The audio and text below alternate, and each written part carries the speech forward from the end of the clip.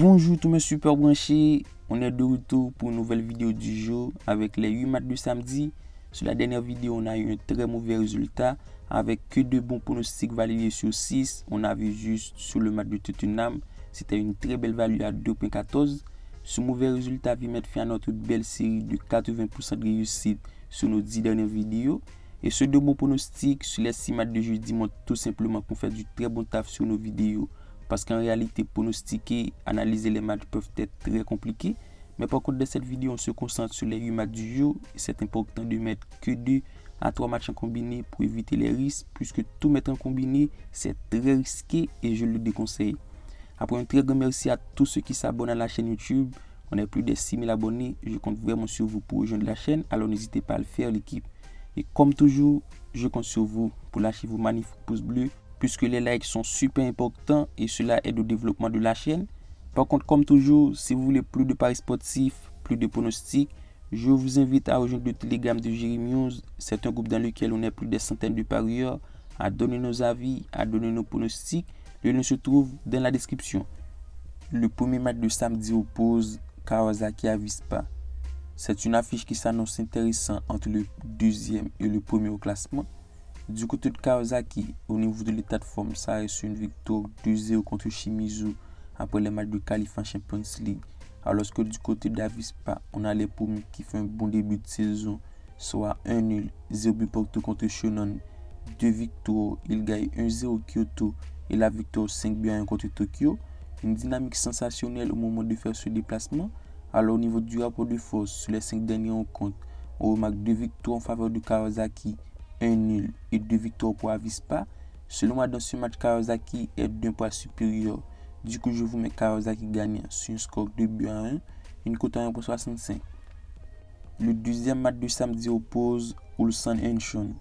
Match de haut de tableau entre le premier et le quatrième au classement. Après la match de AFC Champions League, on a une formation d'Ulsan plutôt en forme. Malgré sur les 2 dernières rencontres, c'est une défaite, 1-0 contre Ulsan. Mais au niveau de l'état de forme, ça reste une belle victoire 3-1 contre Gangwon. Et face à Incheon, dans le duo en ce moment, ça reste sur 1 nul, une défaite. Et pour moi, dans ce match, Ulsan devrait être en mesure de performer vu un effectif beaucoup plus compétitif. Et surtout étant à domicile, j'opterai pour la victoire d'Ulsan sur un score 1-0. On se retrouve en FA Cup avec la grande finale qui oppose Chelsea-Liverpool. Très belle affiche pour cette grande finale entre deux belles formations. Alors déjà c'est le match dans lequel je m'attends à un très bon niveau de jeu entre le 3e et le 2e de Premier League. Du côté de Chelsea, au niveau de l'état de forme, ça a reçu une belle victoire 3-0 contre Leeds.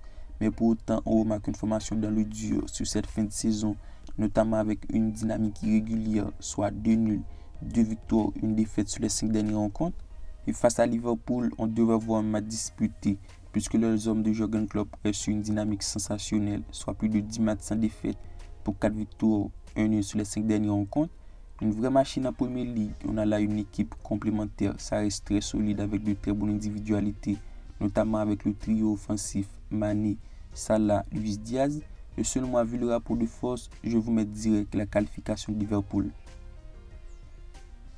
Le match suivant oppose Kayseri Zenit Malatya. Match de bas de tableau entre le 15e et le dernier au classement. Match sans jeu entre les deux équipes, mais qui pour moi, Kayseri sort du lot. Vu au niveau de l'état de forme, ça sort d'un excellent résultat en remportant la Coupe de Turquie après un match épique 4-2 contre Trabzonspor. Une victoire super intéressante et qui pour moi est bon pour l'état d'esprit. Et même si la dynamique sur les 5 derniers rencontres de Kayseri c'est plutôt mitigé avec 3 nuls, une victoire, une défaite. Mais de l'autre côté, Zenit Malatya est dans une mauvaise forme. Ça reste sur une série incroyable de 8 défaites consécutives. Et avec seulement 20 points au classement, ça ne joue plus rien. Et face à Kayseri à domicile, j'opte pour la victoire de Kayseri sur un score de 2-0, une cote à 1.44. On se retrouve en Ligue 2 avec le match qui oppose Auxerre à Amiens. Dernier match de la saison entre le 3e et le 13e au classement. Match à enjeu du côté d'Auxerre à 1 point du 2e au classement, ça vise clairement un bon résultat pour espérer le 2e place. Mais pour autant du côté d'Auxerre, ça fait un très bon fin de saison. On a une formation très constante, les résultats sont satisfaisants. Sur les 5 derniers rencontres, c'est quand même un nul pour 4 victoires Une dynamique intéressante à Amiens, c'est le moment de faire la victoire. Et face à une équipe plutôt dans le dur au niveau de l'état de forme, ça reste une défaite 2-1 contre Paris FC pour une dynamique plutôt mitigée avec 3 nuls, 2 défaites sur les 5 dernières rencontres. Selon moi, Auxerre est l'âge favori vu la fin de saison que fait l'équipe. Sans difficulté, j'opte pour la victoire d'Auxerre sur un score de 2-0, une cote à 1,44. On se retrouve en Belgique avec le match qui oppose Charleroi à Malines. Match de bas de tableau entre le 4e et le 3e. Match de play-off de Conference League entre deux formations dans le dur. Du côté de Charleroi, de plus en plus en difficulté, on a une formation qui reste sur une mauvaise dynamique. Sur les 5 derniers rencontres, c'est 3 défaites, 1 nul, 1 victoire. Une formation avec de vraies lacunes défensives, ça encaisse pas mal de buts, soit 9 buts encaissés sur les 5 dernières rencontres. Alors que de l'autre côté, on a une formation tout de même en manque de rythme, ça reste sur une mauvaise dynamique, soit 4 défaites, 1 victoire, une dynamique catastrophique au moment de faire ce déplacement.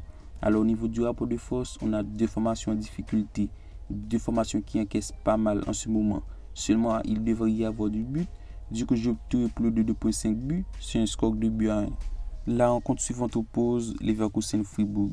Dernier match de la saison entre le 4e et le 5e au classement. Du côté de Leverkusen, après un très bon fin de saison, les coéquipiers de Patrick Schick se retrouvent en 3e position au classement, une place qualificative pour la C1.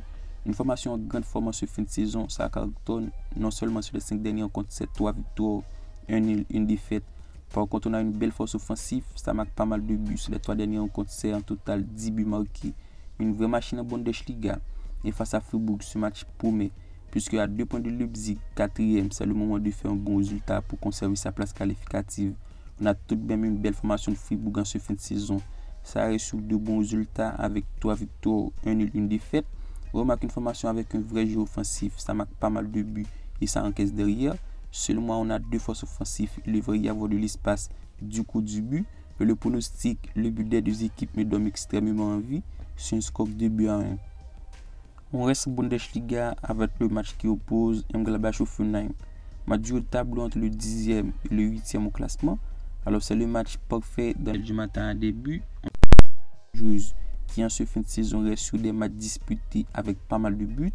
Du côté de Mönchengladbach, à l'instar de la saison passée, l'équipe fait pas une bonne saison. Sur les dernières rencontres en Bundesliga, c'est beaucoup trop mitigé. Ça reste sur 2 nuls, 2 victoires, 1 défaite sur les 5 dernières rencontres, avec un bilan, le but des 2 équipes sur les 5 dernières rencontres.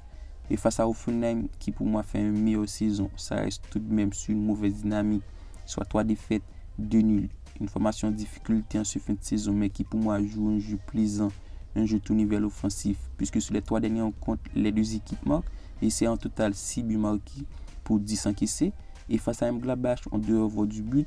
Du coup, le pronostic, les 2 équipes marquent me donne extrêmement envie. Sur un score 3-1.